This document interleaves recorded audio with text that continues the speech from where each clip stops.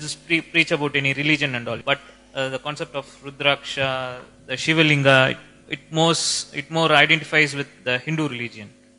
So, what is the answer to it? We need to understand this in proper perspective. One thing is,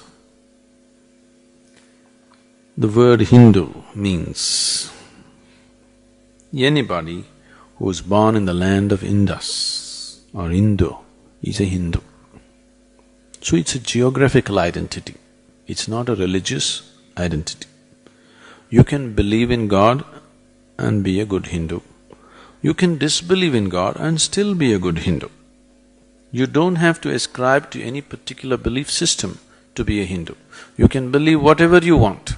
You can disbelieve everything and still be a Hindu, because it's a geographical and cultural identity. It was never to be organized as a religion.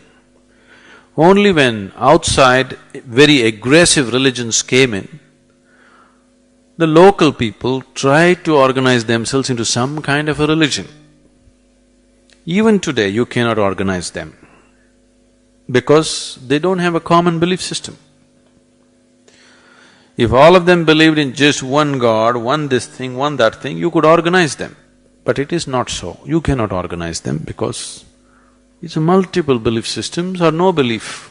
There are lots of agnostics right from the ancient times. Agnostics have always been there in the Hindu way of life, and they're very much Hindus because it's a geographical identity. Now, anything that was discovered and developed in this land naturally got branded as Hindu. Why Rudraksha and Dhyanaling? Even yoga is branded as Hindu in many parts of the world. If you can call Dhyanalingam or yoga or Rudraksha or anything as Hindu, it's just like saying, you know Isaac Newton? He was a Jew. So gravity is definitely Jewish, isn't it? Theory of relativity is definitely Jewish. It's just like that. You saying yoga or Dhyanalinga, anything else is Hindu, is just like that. It's come up in this culture, so naturally, because it's a dialectical culture, everything was expressed in stories. Not in A plus B equals C. That's not the way we made science here. Because the best way to teach anything to anybody, how education can be life-enhancing, not life-suppressing. That's how education was given. If you look at the Shiva Purana, you will see it's just pure physics. The highest dimensions of physics expressed in wonderful story forms. Today, modern education scientists are telling us, if a child enters a kindergarten school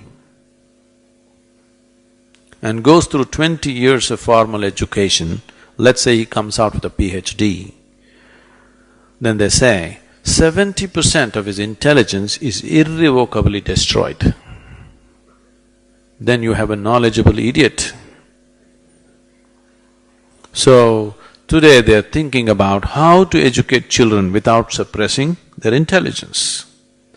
And some of the most common suggestions that have come forth is either to teach it as a play or as a story.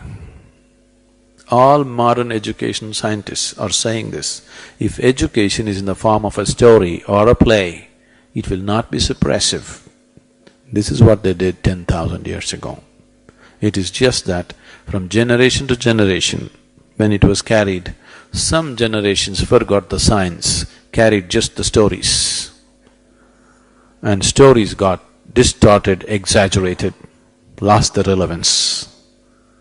But if you look at it carefully, you will see the highest dimensions of physics is very beautifully propounded through stories. The word Shiva means that which is not. He's not somebody who's sitting on the mountain. Shiva means that which is not. So it is seen as the basis of everything. Today modern science has gone a full circle, and today modern science tells you everything comes from nothing and goes back to nothing. Yes? That's what Shiva means. That's why we call him the destroyer, because he's nothingness. Always every religion has said, God is everywhere, isn't it? What can be everywhere? Can something be everywhere? Something can be only somewhere, isn't it?